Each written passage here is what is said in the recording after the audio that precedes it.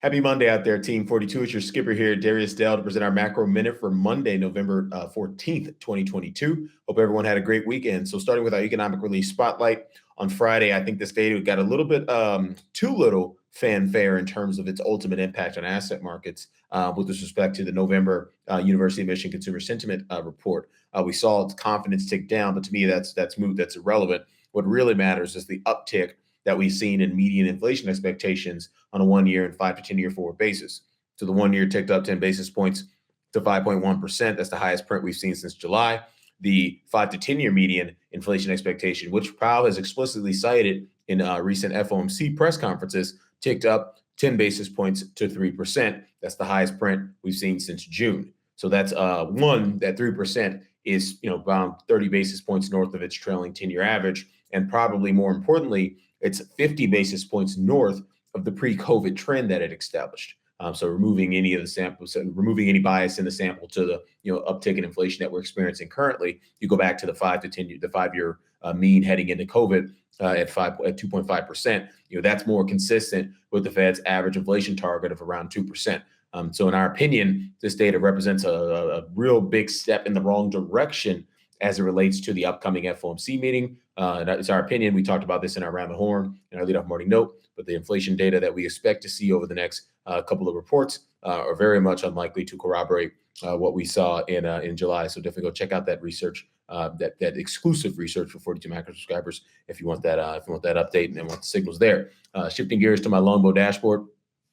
Starting with global macro, we got the Bloomberg Dollar Index that's got short-term bearish price momentum, neutral, medium-term momentum. So that neutral signal is pretty new here. So be respectful of that. One thing I call out on the dollar is it's not quite oversold yet. This the lower boundary of the probable range there is actually still sloping downward. So that suggests that there may be a little bit more downside in the dollar over the very near term. In terms of my thoughts on where the dollar might be headed over the medium term, I'd certainly check out our leadoff morning note and Around the Horn for that update.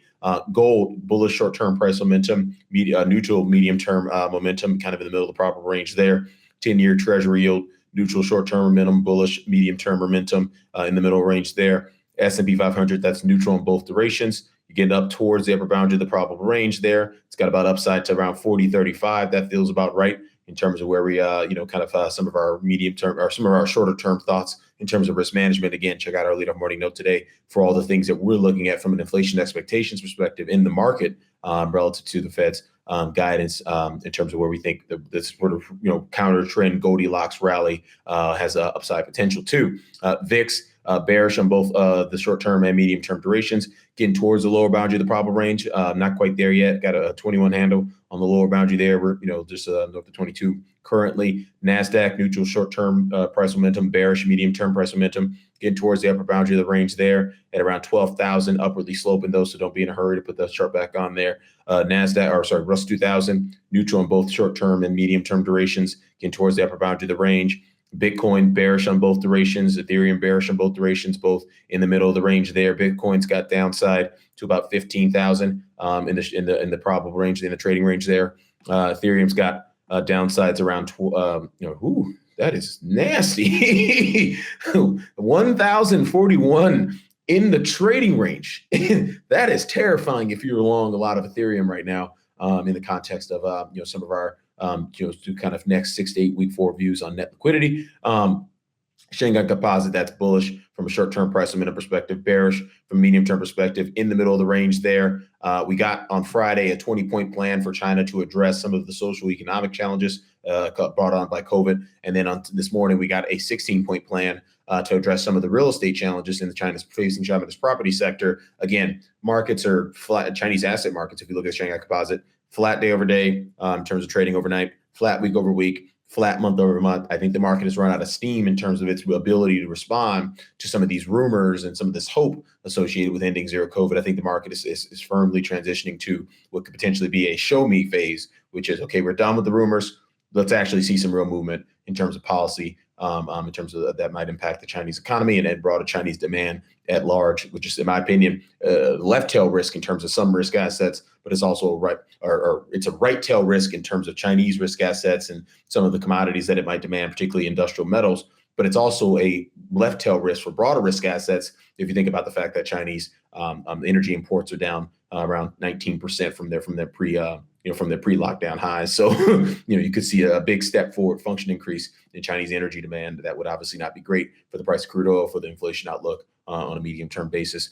And then lastly, get it into crude. That's neutral. Short-term price momentum, bearish medium-term momentum in the middle of its respective probable range. And then lastly, getting to my free daily alpha tab where I sort roughly around 300 ETFs by the odds category here. Each of these ETFs represent, kind of an individual factor exposure across global macro. So we wanted to find out what's most overbought, what's most oversold in terms of actionable signals to help you make and trade or establish some trades today.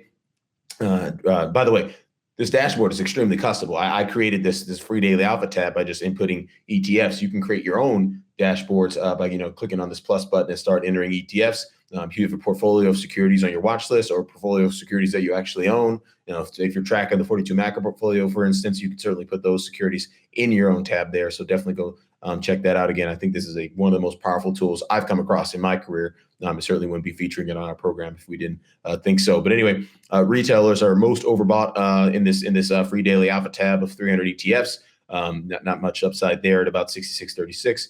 So be careful there, chasing the retailers into the thick of retail earnings season, which I might add we're currently into. And then lastly, what's most oversold here? Short Qs, that obviously makes sense. Short S&P 500, short MSCI EFI, short high yield. All these things are making a ton of sense. Ethereum, we talked about that. PFIX, this is one thing. It's got neutral short-term price momentum, bullish medium-term price momentum. Not quite oversold here, but getting towards the lower boundary of the long bow trading range there with upside to about 80 on PFIX. So just want to flag that. And with that, everyone, presenting our macro minute for Monday, November 14th, 2022. Everyone have a wonderful week out there and best of luck with your trading. Catch you back here tomorrow. Cheers.